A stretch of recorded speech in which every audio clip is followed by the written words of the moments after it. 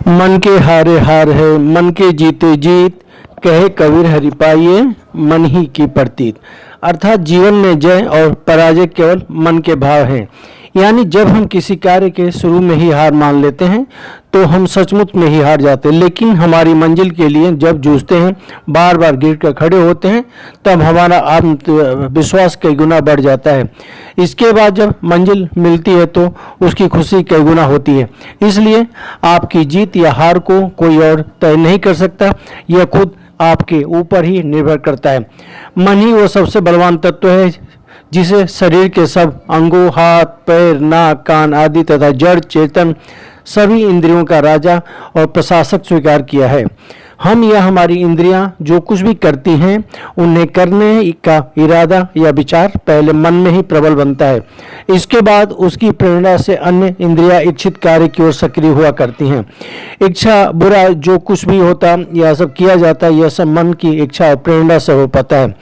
मन को जितना बलवान अथवा ताकतवर समझा जाता है, उतना ही उसे चंचल, जागरूक और चेतन अंग भी माना जाता है। तभी तो जब मन में शक्ति, उत्साह और उमंग होता है तो शरीर भी तेजी से कार्य करने लगता है, तथा जब मन हतोत्साहित होता है तो वो दुर्बलता का कारण बनता है। मानव मन में आई हुई निराशा की भावना अक्सर तन और मन दोनों को कमजोर बनाती है।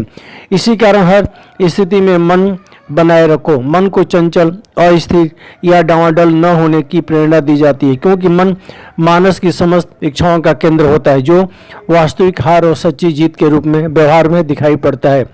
हर मनुष्य शारीरिक शक्ति की दृष्टि से लगभग बराबर होते हैं, लेकिन उनमें मन की सबलता या मानसिक शक्ति की दृष्टि में अंतर होता है। शरीर तो केवल एक यंत्र होता है जो भौतिक तत्वों से प्रभावित होता है, परंतु मन तन को शक्ति प्रदान करता है। तन जब थक जाता है तो मन उसे पुनः शक्ति प्रदान करके खड़ा कर देता है। मनुष्य जीवन ही ऐसा जीवन है जहाँ परिस्थितियाँ पल पल बदलती रहती हैं।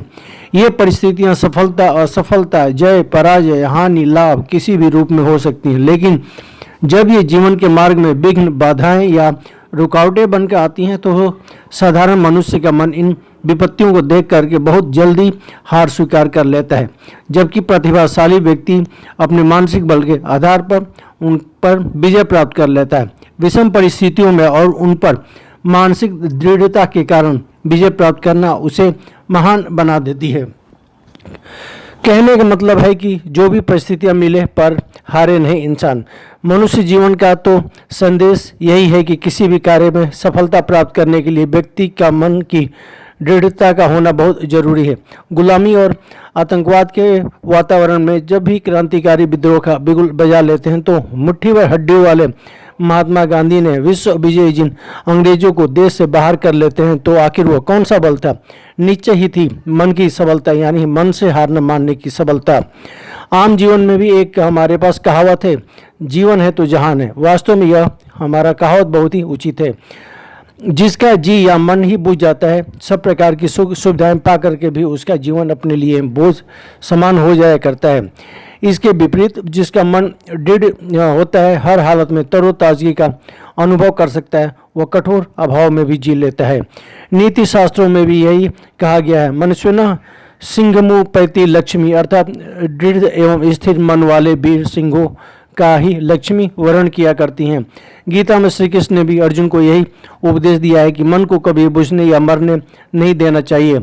इसी पे हमारे कवि द्वारिका प्रसाद माहेश्वरी जी का एक कविता याद आता है, मन के हारे हार सदारे, मन के जीते जीत, मत निराश हो यूं तो उठ ओ मेरे मन के मीत। माना पथिक अकेला तू, माना पथिक अकेला तू, पथ भी तेरा अनजान, और जिंदगी भर चलना इस तरह नहीं आसान।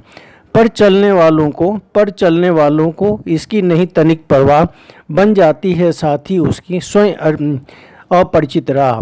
दिशा दिशा बनती अनुकूल, दिशा दिशा बनती अनुकूल, भले कितनी विपरीत, मन के हारे हार सदारे, मन के जीते जीत।